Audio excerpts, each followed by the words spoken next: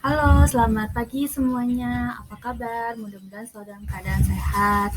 Hari ini kita akan membahas tentang materi kedua, di mana materi sebelumnya kita sudah membahas tentang kebijakan luar negeri, pengertian, lalu faktor pembentukannya. Hari ini kita akan bahas tentang tingkat analisis internasional. Di sini memang tulisannya negara, tapi nanti dalam penjelasannya kita akan menyesuaikan ya, apakah bisa dijelaskan negaranya saja atau bisa dijelaskan di tingkat analisis internasional yang lainnya. Sebelum kita mulai pembelajaran, ada baiknya kita berdoa terlebih dahulu agar diberikan kelancaran selama proses perkuliahan. Mudah-mudahan tidak ada hambatan, baik itu hambatan dari koneksi atau di luar koneksi itu sendiri. Berdoa akan saya pimpin berdasarkan agama Islam, untuk yang luar agama Islam bisa menyesuaikan. Berdoa dimulai. Berdoa selesai. Sebelum saya masuk ke dalam materi tingkat analisis internasional, ada baiknya kita juga mengetahui terlebih dahulu nih, tingkat analisis internasional ini perlu dipelajari itu karena apa, seperti itu. Bila kita lihat dari slide di sini, disebutkan bahwa dalam ilmu HI kita dituntut supaya bisa mendeskripsikan, menjelaskan, dan meramalkan fenomena internasional yang terjadi. Oleh karena itu, ilmuwan HI kemudian dituntut untuk mampu memberikan analisa yang tajam dan tepat, di mana salah satu kunci keberhasilannya adalah dengan menentukan tingkat analisis yang tepat juga, seperti itu. Nah, di sini juga dijelaskan faktor lainnya adalah bahwa ketika kita meneliti satu fenomena tersebut akan terjadi lebih dari satu faktor penyebabnya gitu.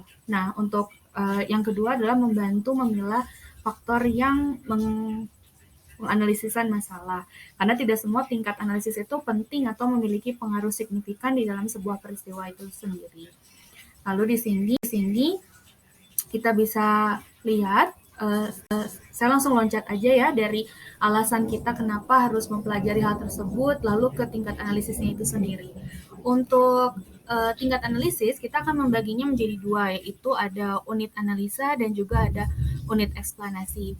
Di dalam unit analisa, pengertiannya sendiri adalah objek yang perilakunya akan dianalisis atau disebut juga dengan variabel dependen. Sedangkan untuk unit eksplanasi kita sebut sebagai objek yang mempengaruhi perilaku unit analisis yang akan digunakan atau disebut sebagai variabel independen. Untuk lebih memudahkan, saya kemudian membuatnya dalam bentuk tabel, di mana di sini ada unit analisa dan ada unit eksplanasi. Ini memudahkannya adalah bahwa ketika unit analisisnya adalah lebih tinggi daripada unit eksplanasinya, berarti nanti kita bisa menyebutnya ini sebagai ini. Kalau mau dilihat, ada model korelasionis, model induksionis, ada model reduksionis, seperti itu. Untuk tingkat analisis sendiri, ini juga pembagiannya cukup banyak. Ada menurut Kenneth Waltz, dia menyebutkan bahwa tingkat analisis itu ada tingkat individu, negara, dan sistem internasional.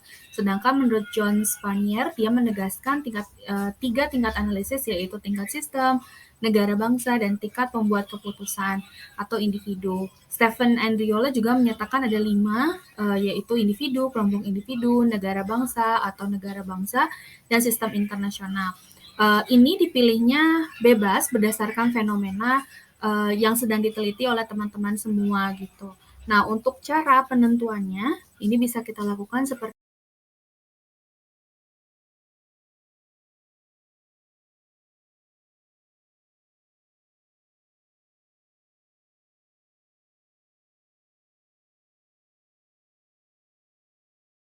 untuk cara menentukan tingkat analisanya bisa seperti ini. Pertama, kita cari dulu teorinya, teori yang akan kita gunakan untuk meneliti fenomena tersebut, karena hal tersebut akan menuntun kita untuk memilih tingkat analisis yang hendak dipakai.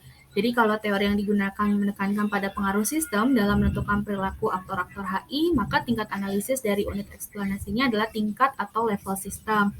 Begitu juga kalau kita menekankan teorinya pada negara bangsa atau individu, maka unit eksplanasinya serta-merta berada pada level negara bangsa atau individu. Jadi yang pertamanya silakan dicari teorinya dulu.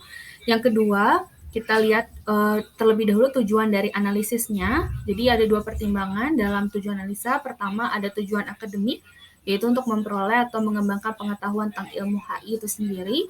Yang kedua adalah policy oriented, di mana tujuannya lebih digunakan oleh para pengambil keputusan. Jadi kalau misalkan kita menggunakan tingkat analisis yang berkaitan langsung terhadap kepentingan mereka, ya berarti kita menggunakan level analisisnya adalah negara, seperti itu. Nah, dari penjelasan yang sudah saya paparkan, dari mulai mengapa harus mempelajari, lalu contoh-contoh tingkat analisis, dan cara menentukannya, ada yang mau ditanyakan, ada yang kurang jelas.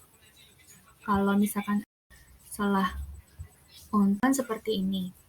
Oh, mohon maaf.